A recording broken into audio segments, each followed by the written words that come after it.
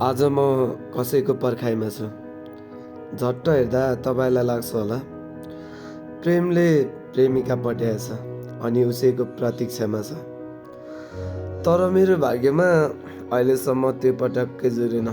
Sorry, म चाहिँ मेरो देशप्रेमी साथीको पर्खाइमा छु, जो नयाँ नेपाल चाहन्छ र आफ्नो महिना दिनको समय त्यागेर भोटको लागि नेपाल आइरहेछ।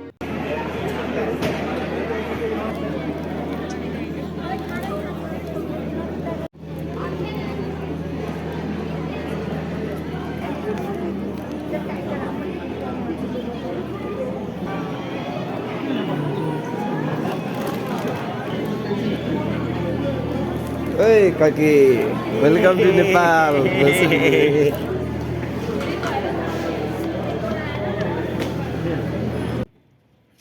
Hello guys, welcome to my new video after a long time.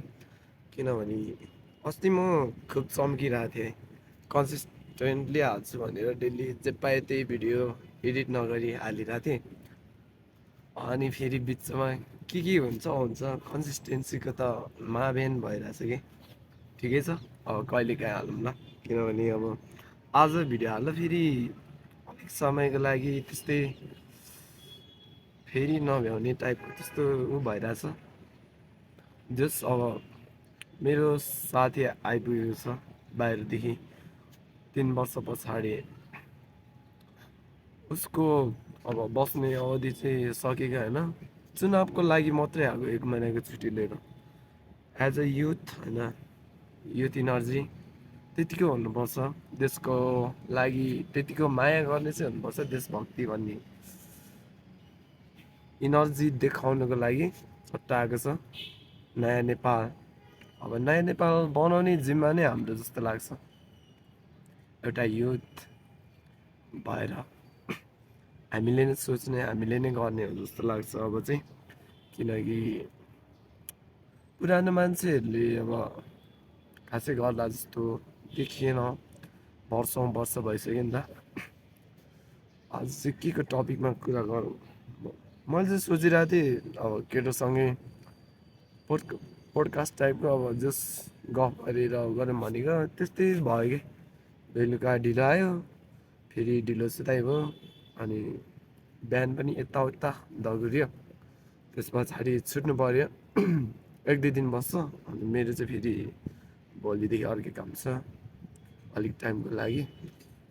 So अब कुन टपिकमा कुरा गर्ने त आज भन्दाखेरि पोलिटिक्सकै बारेमा गरौँ न होइन।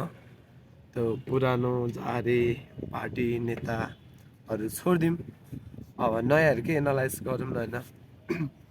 नयाँमा भनेको हाम्रो एउटा राजसभा भइगयो, अलिकति मार्केटमा क्रेज धेरै देखिन्छ।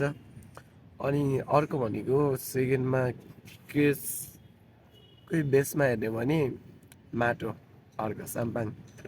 अनि थर्डमा हेर्ने भने उज्यालो नेपाल होला सायद, कुलमान घिसिङ ज्यूको पार्टी। अनि अर्को इन्ट्रेस्टिङ पार्टी भन्छ, छुटाउनु हुँदैन उहाँलाई, महावीर पुन बाजे। उहाँ पनि अब लागि पर्नु भएको छ, एकदमै जिनियस व्यक्तिहरू अनि लगनशील एउटा भिजन भएको मान्छेहरू यसरी अगाडि बढ्दाखेरि चाहिँ खुसी लाग्दो रहेछ क्या।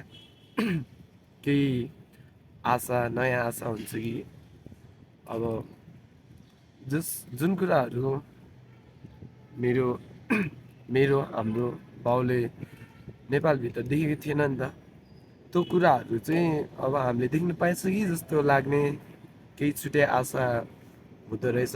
र होस् पनि, किनभने यो मेरो मात्रै म्यानिफेस्ट होइन नि त, मेरो मात्रै मनोकामना होइन, 3 करोड नेपालीको मनोकामना हो होइन,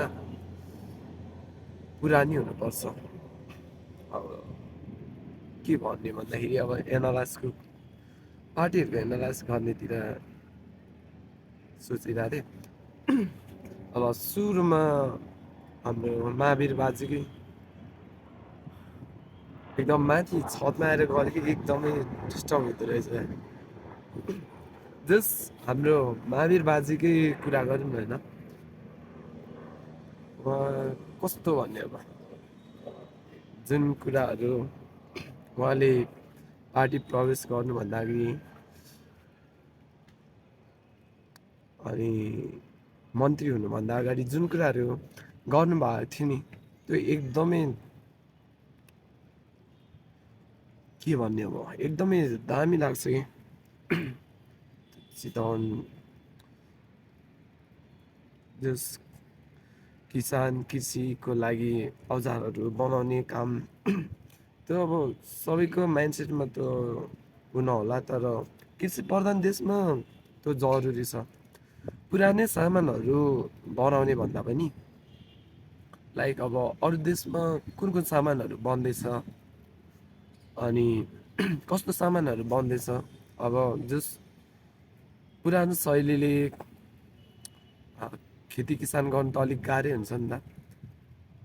नेपालमा भनेको अब आफ्नो शरीरको लागि जिउ दुख्ने गर्ने त्यो टाइपको काम हुन्छ, आफ्नो बलको बेसी हुन्छ। त्यही भएर बाजेको त्यो कारखानाले चाहिँ, जस उहाँले चलाइराख्नु भएको कारखानाले चाहिँ नयाँ नयाँ खेती किसानलाई एकदम जस कस्तो भन्ने अब, खेतबारीमा काम गर्दाखेरि चाहिने हरेक सामग्री औजारहरू चाहिँ कस्तो हुनु पऱ्यो भने एकदम इफोर्टलेस टाइपको हुनु पऱ्यो कि, सजिलो सजिलै काम हुने, अनि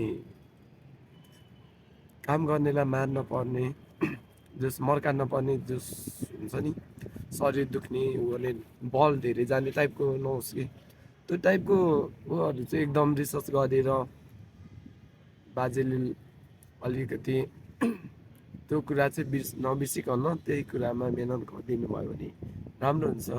जस पार्टीमा नि उठिरहनु भएको छ कि भिजन होला, एकदमै जिनियस पर्सन हुनुहुन्छ उहाँको। पार्टी अब एक्लै लागि परिरहनु भएको छ, तै पनि उहाँलाई नि जितको शुभकामना छ।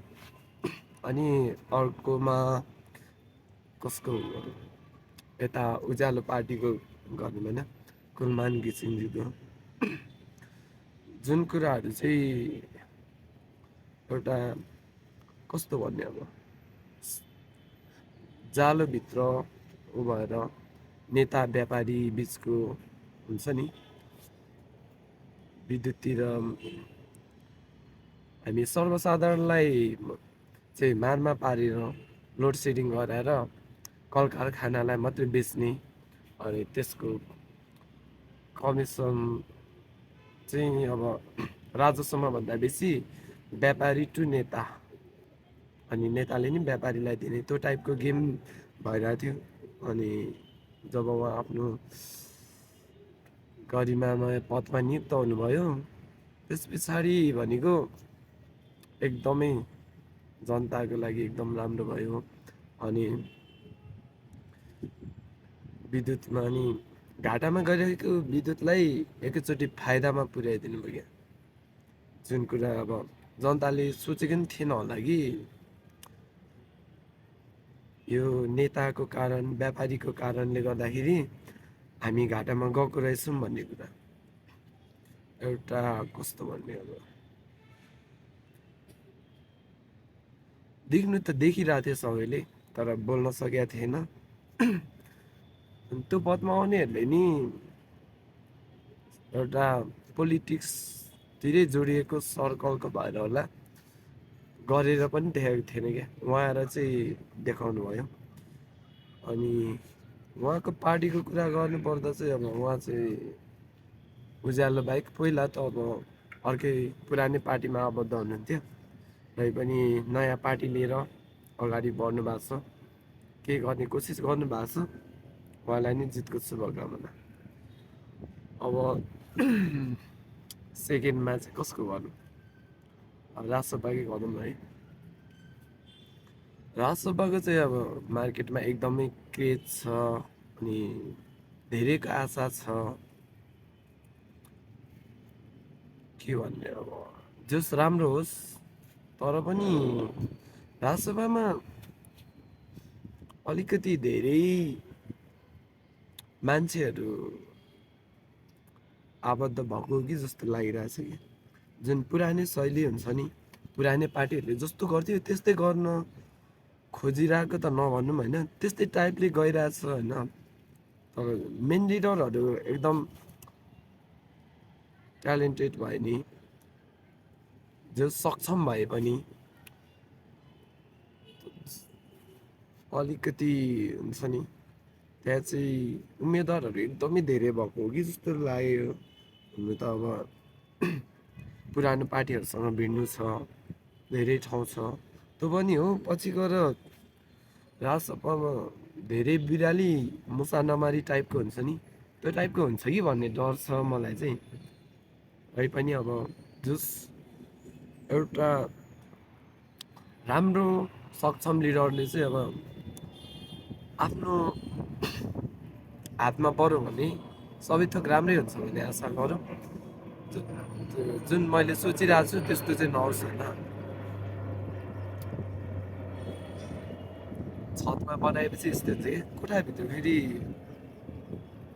साउन्ड आउँछ नि त छुट्टै यहाँ बाहिर भनेको अलिकति हावा पनि चल्छ नि फ्रेस भएर बोलिरहनु पाएछ बाहिर अलिकति डिस्ट्र्याक्सनहरू छ अब राजसभाको चाहिँ मेरो भन्ने त्यही छ होइन अब लास्टमा यता हर्का सापाङतिर जाउँ जय देश जय माटो नारा छ नि के भन्ने अब उहाँको बयान कसरी गर्ने बयान गरेरै सक्दैन सुरुमा म उहाँको के भन्छ अब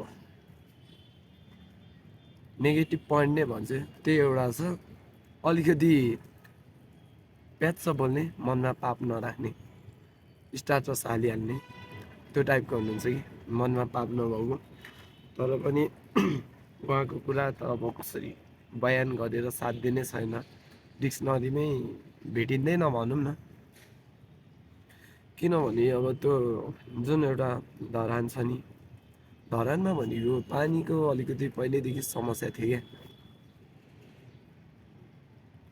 त्यो पानीको लागि जब मेयर हुनुभयो नि आफै खटेर अनि धरानेवासीलाई खटाएर केही समयमै ल्याइदिनु इट्स नट जोक के त्यहाँनिर भनेको अब धरान स्थापित भएको कहिले हो त्यतिखेर कुन पार्टी थियो त्यही पुरानै पार्टीहरू त थिएन होइन उनीहरूले केही गर्नै सकिरहेको थिएन भने मात्रै त्यतिखेर अब हरेक पार्टीले जित्या हो क्या डिफ्रेन्ट पार्टीले जितिरहेको थियो त्यो ठाउँमा जब हर्का साम्पाङ आउनुभयो एक्लै आँटेर गरेर देखाइहाल्नु भयो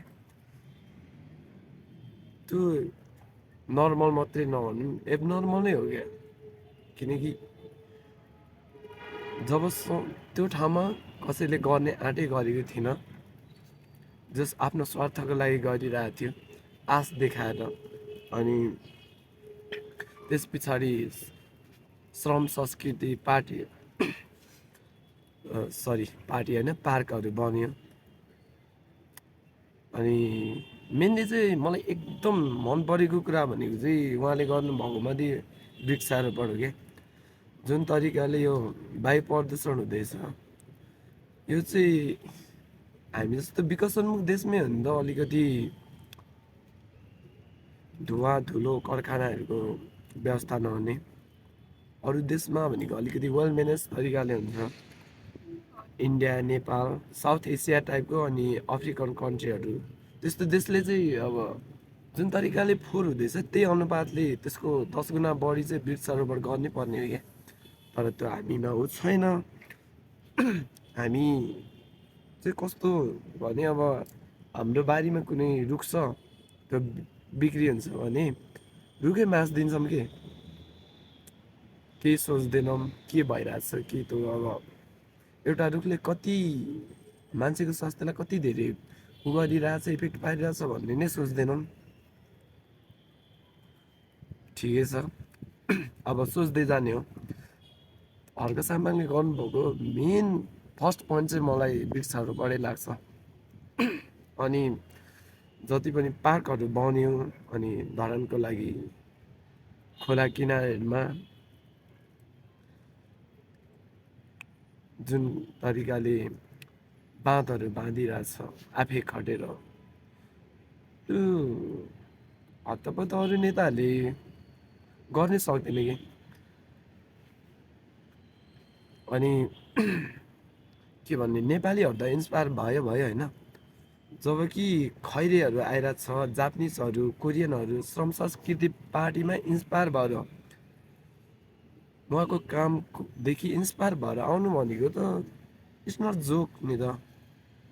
उहाँको पार्टी उहाँको कामको मूल्याङ्कन एकदमै हाई लेभलमा भएर नै त आउने हो नि त विदेशीहरू। त्यही भएर माटो चाहिँ एकदम मलाई सबैभन्दा बेस्ट लाग्छ कि। जुन नयाँ पार्टीहरूमा सबैले जित्नुपर्छ, पुरानोले चाहिँ एकदम पुरै हारेर पतन नै भएको राम्रो होइन, मेरो पोइन्ट अफ भ्यूमा। नयाँ पार्टीहरू चाहिँ सबैले जितोस् अनि सबैको सहकार्य होस् क्या। किनभने यता हामीलाई प्रकाश दिने भनेको कुलमान घिसिङज्यू हुनुहुन्छ। अनि हाम्रो कृषि प्रधान देशको लागि केही योगदान गरौँ भनेर खट्ने बाजे महावीर पुन हुनुहुन्छ। अनि राजसभाको मेन लिडरहरू त अब कुरै नगरौँ, एकदमै सक्षम अब्बलहरू नै हुनुहुन्छ। अनि माटोको त के कुरा गर्ने होइन, त्यतिको खटेर गऱ्यो भने नेपाल बनिनु खासै धेरै लाग्दैन। ढुङ्गा बोकेर देश बन्छ भन्ने त्यो सोच छैन कि हामीले। अब किनभने अलिकति विकसनमुख देशहरूमा चाहिँ मोडर्न स्ट्रक्चरहरू धेरै देखिन्छ भने होइन, हामीले त्यही ढुङ्गाको सदुपयोग गरेर एकदमै ट्यालेन्टेड इन्जिनियरहरूलाई चाहिँ खटाएर पुरानो शैलीको तर मोडर्न डिजाइनमा त्यो टाइपको स्ट्रक्चरहरू बनाएर एउटा नमुना नेपाली बनाउन सकिन्छ कि।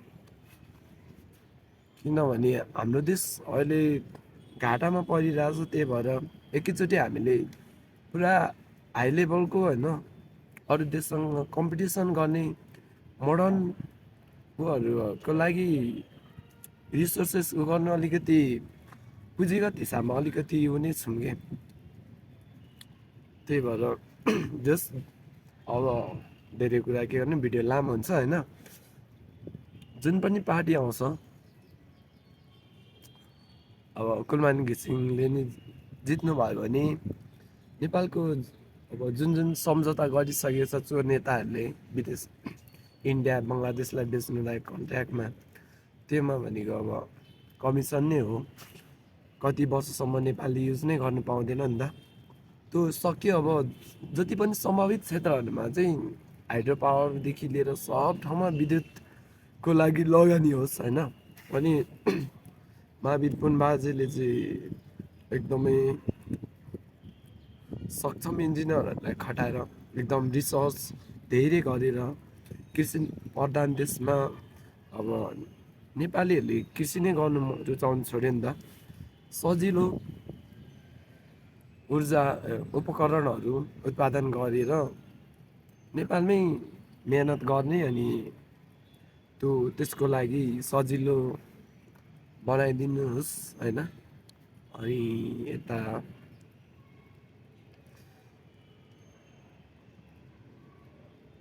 माटोबाट जुन भिजन छ नि एकदम राम्रो छ क्या। एउटा चाहिँ कस्तो भने खै हप्ता दिनमा कति दिन स्कुल लाग्ने अनि कति दिन हो भन्छ नि, त्यो चाहिँ एकदम दामी छ। किनभने अलिकति थ्योरिकल बेसमै अझैसम्म पढाइ भएको छ नि त नेपालमा। त्यही भएर हाफ चाहिँ पढाइ गर्ने थ्योरीमा अनि प्र्याक्टिकलमा उत्रिने। अब लाइक अब तपाईँ कुनै के को स्टुडेन्ट हुनुहुन्छ, अब टिचिङको त भइरहेछ ठिकै छ होइन।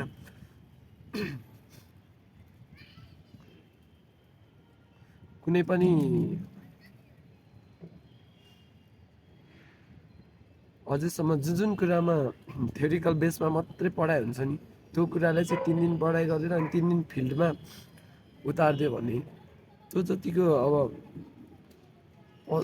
पछि गएर आफ्नो करियरको लागि एकदम सजिलो हुन्छ। फेरि कुनै जेरो लेभलबाट स्टार्ट गर्नुपर्ने हुँदैन नि त, त्यो झन्झट हुँदैन कि। त्यो चाहिँ एकदम दामी छ। अनि अर्को कसको छुट्यो र, जुन राजसभाको छ नि, राजसभाबाट चाहिँ के एक्सपेक्ट गर्छु भने अब विद्युती र कुलमान घिसिङ भइहाल्यो। अनि बाँकी कुरा यता जुन कुरामा चाहिँ अपुग छ नि, मेबी माटोबाट र यता कुलमान घिसिङबाट भनेको यस्तै 12% हिस्सा चाहिँ हुन्छ होला। अनि महावीर बाजेको चाहिँ अब के छ सोच त्यो त्यति धेरै बुझ्न सके होइन। अनि बाँकी कति भन्ने 88% कामहरू चाहिँ राजसभाबाट होस् होइन।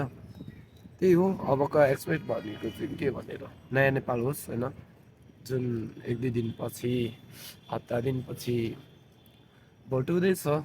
अझै पनि पुरानै पार्टीलाई दिनुहुन्छ भन्ने त अब साँच्ची त्यो जुन बिबिसीले उ गरे नि अहिले जेनजी भन्ने टाइटलमा बिबिसीले उनी हालेको छ क्या भिडियो, 40 मिनट समथिङ कतिको छ। त्यो चाहिँ हरेक युथले हेर्नुपर्छ कि। अब त्यो जुन बुझ्नु भयो भने नेपाली कन्टेन्ट क्रिएटरहरूले नि ठुल्ठुलो क्रिएटरहरूले त्यसको क्ल्यारिफाई गरिदिनु भएको छ कि एकदम त्यो चाहिँ हेर्नु जरुरी छ कि अझै पनि हामीले त्यही पुरानै पार्टीलाई दिने र भन्ने सोच चाहिँ अलिकति मनन गर्नु होला। नयाँ नेपाल चाहिएको भए त्यही नयाँ पार्टीहरू मध्येमा एउटा छान्नु होला। म यही भन्दिनँ, तर मेरो चोइस भनेको चाहिँ अनेस्टली भन्नुपर्दा माटै हो फर्स्टमा, त्यसपछि सेकेन्डमा भनेको राजसभा। तर चारवटामा जसैले सबैले जित्नु पर्यो जस्तो लाग्छ। पुरानो पार्टी चाहिँ अब के भन्ने पता नै होस् जस्तो भन्ने कामना गर्छ क्या। यही हो। आजको भिडियो चाहिँ कति भइसक्यो, सायद धेरै लामो होला, क्वालिटी घटाएरै अब लाउनु पर्ने हुन्छ होला। जस्तो भए नि मनको कुरा चाहिँ सेयर गरे हो होइन। एज अ युथ मेरो विचारहरू, मेरो देशको लागि के सोच्छ, मेरो पार्टी नयाँ पार्टीहरूको बारेमा के सोच्छ भन्ने कुरा त्यही सेयर गर्न आएको हो। कन्टेन्टहरू चाहिँ अब बिस्तारै, किनभने अस्ति नै गर्छु डेली हाल्छु भनेर सोचेको थिएँ, फेरि त्यस्तै त्यस्तै भयो, फेरि अलिकसम्मलाई त्यस्तै हुन्छ। ल चाहिँ लगाइरहेको छु म भिडियोहरू जस्तो भए नि। ल गाइस यति भन्दै अब मेरो देश नयाँ नेपाल होस् भन्ने कामना गर्दै हाम्रो देश नेपाल परिवर्तन होस्। जुन कुराहरू हाम्रो बुवा काकाहरूले मेरो देशको बारेमा सोच्थे नि, त्यो कुराहरू अब हामीले हाम्रो छोराछोरीप्रति नेगेटिभ भएर सोच्नु नपरोस् के। नेपालमै गरे त नि भन्ने त्यतिसम्म गर्ने चाहिँ हुनु पऱ्यो क्या। हाम्रो देश धेरै ठुलो एक्सपेक्टेसन नै हुँदैन नि त, जस्ट सेक्युर फाइनेन्सियल सेक्युर हुने बाटोहरू मात्रै भयो भने चाहिँ अझै चाहिँ फेरि कति धेरै हुँदिरहेछ। यति भन्दै आजको भिडियो चाहिँ अन्त गर्न चाहन्छु। हस्त बाई बाई।